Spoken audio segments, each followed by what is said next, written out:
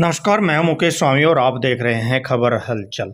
आपको बता दें कि नगर निगम यमुनानगर में आए दिन भ्रष्टाचार के मामले, चाहे कार्य में अनियमितताओं की बात हो, चाहे अवैध निर्माण के मामले हों, चाहे सफाई व्यवस्था के कार्यों में हेरफेर के मामले हों, लेकिन हर दिन निगम के कार्य विवादों में घिरे रहते हैं। इन सभी मामलों की इलेक्ट्रॉनिक मीडिया की बात हो, चाहे प्रिंट मीडिया के बड़े बड़े अखबारों की खबर, निगम के अनियमितताओं वाले मामलों की खबरों की सुर्खियां बनते हैं।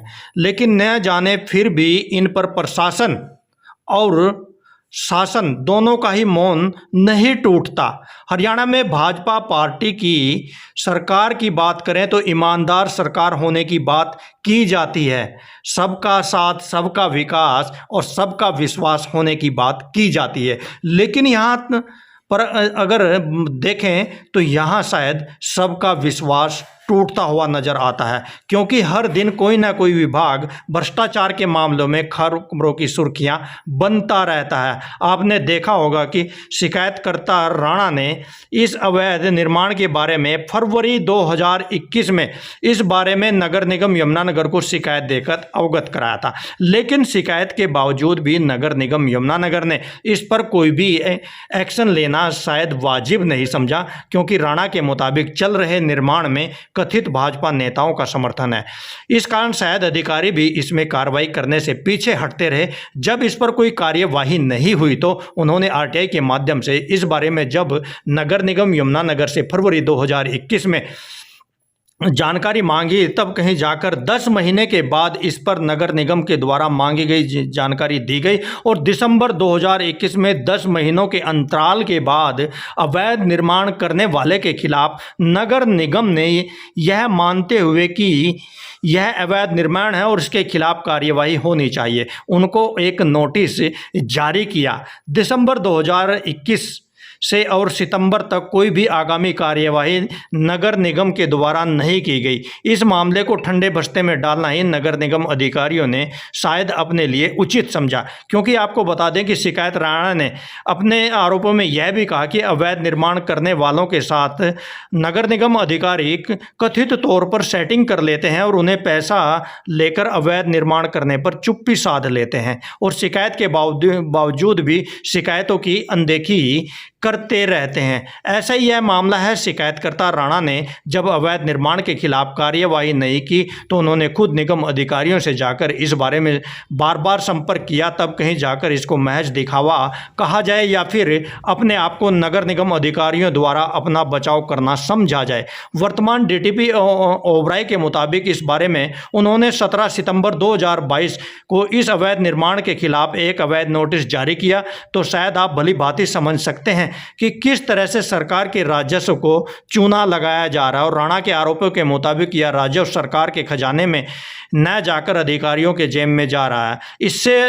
इसमें सबसे बड़ी हैरानी की बात तो यह भी है कि जब किसी भी अवैध कार्यों के बारे में अधिकारियों से मीडिया के द्वारा बात की जाती है तो अधिकांश अधिकारियों का जवाब होता है कि उनके संज्ञान में यह मामला नहीं है, या फिर उनका दूसरा जवाब होता है कि मुझे अभी कुछ समय पहले ही इस कार्य का चार्ज मिला है। इस तरह की बातें कहकर अधिकारी अपना बचाव करते रहते हैं और अपना पल्ला झाड़ने की कोशिश भी करते रहते हैं। हमने जब निगम के वरिष्ठ अधिकारी एएमसी से इस बारे में जानने की कोशिश की, इस शिकायत पत्र को दिखाकर उन्होंने कहा कि यह मामला उनके संज्ञान में नहीं है। साथ ही बैठे हुए डीटीपी को उन्होंने इस बारे में जानकारी देने की बात कही, लेकिन इस पर डीटीपी जानकारी देने से बचना चाहते थे और बचते रहे बड़ी मुश्किल से। तब कहीं जाकर उन्होंने इस पर जानकारी दी तो इन हालातों में से और अधिकारियों की कार्यशैली से शायद सहज ही अंदाजा लगाया जा सकता है कि अधिकारी आप अपने काम के प्रति कितने जिम्मेदार हैं और कितनी सजगता से अपने कार्यों को निभा रहे हैं और अपने कार्यों के प्रति कितने गंभीर भी हैं। लेकिन आपको सुनाएंगे कि शिकायतकर्ता राणा के क्या आरोप हैं और दोनों आरोपों में जब हमने उनसे जानने की कोशिश की तो उन्होंने इस पर क्या बताया और नगर निगम के डीटीपी इस पर क्या कहते हुए और सफाई देते हुए नजर आए, यह भी आपको सुनवाएंगे। देखिए पूरी रिपोर्ट। राणा जी, क्या मामला, क्यों पहुंचे निगम कार्यालय आप? भाई साहब, मैंने ना एक सीएम विंडो लगाई थी, ये उसकी सीएम विंडो है 17/2021 को, जो अपना विवेकानंद पब्लिक स्कूल है उसके पास ना दुकानें बढ़ रही थी। अच्छा। बिना नक्शे के। तो इन्होंने इस पर कोई कार्रवाई नहीं करी। फिर मैंने इसकी आरटीआई लगाई, आरटीआई से मेरे को जवाब मिला, इन्होंने दिसंबर में एक नोटिस दिया था 23/12 को, उसके बाद कोई नोटिस नहीं दिया। अच्छा, तो उसके बारे में आया था मैं मिलने ने, किसको मिलने के लिए आए थे? मैं डीएमसी सर से मिलने आया था, वो मिलने नहीं आया। तो इसके बाद आपको लगता है कि मतलब जो आगामी कार्रवाई करनी चाहिए थी वो नहीं हुई? करी नहीं, इससे लगता है कि इन्होंने उसे सेटिंग कर लिया कुछ। किस तरह की सेटिंग? तो पैसे की लेट देट की सेटिंग और किस तरीके तो इस तरह का काम भी चलता है? बिल्कुल बिल्कुल खुला चलता है इसमें। अच्छा, तभी इतने रोड एरिया में अपना बिना नक्शे के मकान आपके सामने पड़ी रहे हैं। मतलब इसी मतलब मानते हैं कि अवैध निर्माण को बढ़ावा। बिल्कुल। सुंदरनगर में नहीं देखो आपने 23 नोटिस भेजे उन्होंने सुंदरनगर में 26 फरवरी को। अच्छा, दूसरा नोटिस अब तक नहीं भेजा, 6 महीने हो गए, उसकी भी मैंने आरटीआई मांगी, उसमें भी कोई गोड़ मोड़ जवाब दे रहे हैं।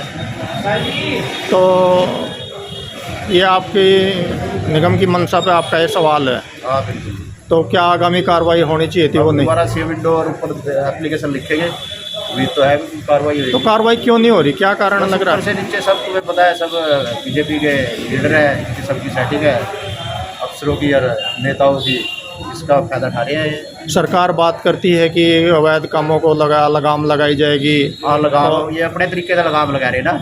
अच्छा, अफसर कह रहे हैं हमारे तरीके की लगाम होनी चाहिए, और वो लगी रही है इनकी लगाम। तो ये तो लगाम खींच ही रहे हैं अपने हिसाब से, इनका तो बढ़िया काम चल रहा है।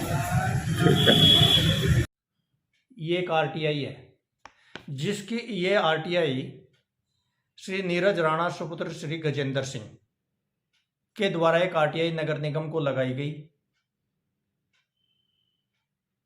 जिसमें नगर निगम के द्वारा आरटीआई का जवाब पहले तो काफ़ी लंबे समय तक नहीं दिया गया, लेकिन जब कई महीनों के उपरांत इस आरटीआई का जवाब दिया गया तो उन्होंने बताया। और मामला क्या था, किस बारे में ये आरटीआई लगाई गई थी, मैं आपको बता दूं कि वार्ड नंबर 8 में स्वामी विवेकानंद स्कूल के पास एक अवैध निर्माण के बारे में ये एक आरटीआई लगाई गई थी, जिस पर फरवरी 2021 से अवैध निर्माण चल रहा है। तो इस बारे में उन्होंने अपनी एक शिकायत दी थी नगर निगम यमुनानगर को, लेकिन नगर निगम यमुनानगर इस पर कोई स्वतः संज्ञान ले ऐसा नहीं किया गया। लेकिन जब कोई संज्ञान नहीं लिया गया तो नीरज राणा ने इस पर अपनी एक शिकायत दी। जब शिकायत पर कोई कार्यवाही नहीं हुई तो उन्होंने एक आरटीआई के माध्यम से एक जानकारी मांगी, जिस पर उन्होंने जानकारी में यह सब बताया कि वह नगर निगम ने भी माना कि ये एक अवैध निर्माण हो रहा है, और उस अवैध निर्माण पर उन्होंने तब कहीं जाकर 10 महीनों के बाद, ये उनकी एक शिकायत थी जो उन्होंने दी थी, और उस शिकायत पर तब कहीं जाकर 10 महीनों के बाद नगर निगम ने ये एक नोटिस देना शायद जरूरी समझा। 10 महीनों के बाद तब कहीं जाकर उन्होंने इस पर शायद नोटिस देना जरूरी समझा। अब इसे अपने बचाव में कहें या महज दिखावा कहें। और इस शोकाज नोटिस में यह भी लिखा गया कि अगर आप इस नोटिस के उपरांत इस अवैध निर्माण कार्य को नहीं रोकते हैं तो आपसे 5,000 रुपये भी वसूल किए जाएंगे। और फिर भी उन्होंने साथ ही साथ इसमें नोटिस में यह भी लिखा, इस शोकाज नोटिस में, जो पहला शोकाज नोटिस जारी किया गया दिसंबर 2021 को, इसमें यह भी लिखा गया कि अगर आप इस 15 दिनों के बाद दूसरा नोटिस जारी किया जाएगा, अगर उसके उपरांत भी आप इस अवैध निर्माण कार्य को नहीं रोकते तो 500 रुपये प्रतिदिन के हिसाब से आप पर यह जुर्माना लगाया जाएगा।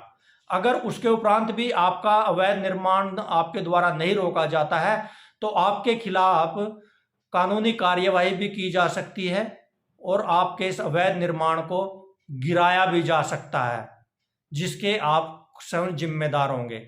लेकिन आप समझ सकते हैं कि इतने दिनों तक यह नोटिस महज दिखावा बनकर रह गया, क्योंकि दिसंबर 2021 में यह नोटिस जारी किया गया था और 16 सितंबर 2022 तक इस पर नगर निगम के द्वारा कोई भी आगामी कार्यवाही नहीं की गई। जिस तरह से शिकायतकर्ता नीरज राणा ने यह भी कहा कि अवैध निर्माण करने वालों के साथ निगम के अधिकारी सेटिंग कर लेते हैं और उनसे अवैध रूप से पैसे लेकर अपनी जेब में डाल लेते हैं और सरकार के राजस्व को चूना लगाते हैं। तो इसी तरह से शहर में न जाने बहुत सारे इसी तरह के अवैध निर्माण हो रहे हैं और सरकार के राजस्व को इसी तरह लगातार नगम निगम अधिकारियों के कथित तौर पर इसी तरह चूना लगाया जाएगा और जो अफसरों की जेबें हैं वो लगातार भरी जा रही है। तो आगे भी इस बारे में शिकायतकर्ता राणा ने क्या कहा और इस पर निगम के अधिकारी डीटीपी के द्वारा क्या बताया गया ये भी हम आपको सुनवाएंगे और इससे शायद आप सहज ही अंदाजा लगाया जा सकते हैं कि किस तरह की कार्यशैली है। डीटीपी साहब, जो एक वार्ड नंबर 8 में एक अवैध निर्माण हो रहा है तो इस पे क्या कार्रवाई हो रही है आपकी?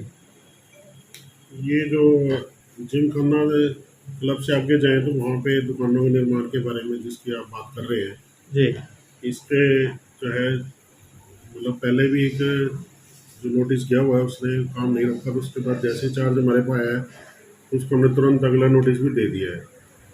और अगर भी ये फिर भी उस नोटिस के बाद अपनी वो कार्रवाई पूरी प्रॉपर नहीं करते, अपना प्लान सेंशन नहीं कराते या कोई जो भी ज़रूरी डॉक्यूमेंटेशन परमिशन नहीं लेते, उस पर फर्दर जो भी उनकी कार्रवाई बनेगी वो विदिन 10 days मैक्सिमम कर दी जाएगी। तो ये नोटिस कब दिया गया आपकी तरफ से? ये अभी लगभग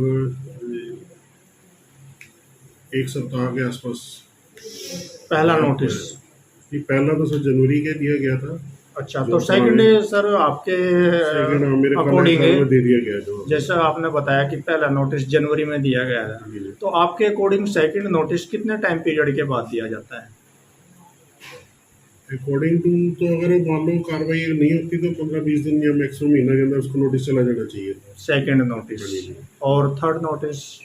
थर्ड नोटिस तो विदिन 7 days 15 days के अंदर। अच्छा, यानी कि विदिन 1 month तीनों नोटिस तो हो जाने चाहिए थे, लेकिन 9 महीने हो चुके हैं आज तक उस पर अगला नोटिस नहीं दिया गया और उसने ही कोई कार्रवाई की गई निगम की ओर से। इसका क्या कारण है?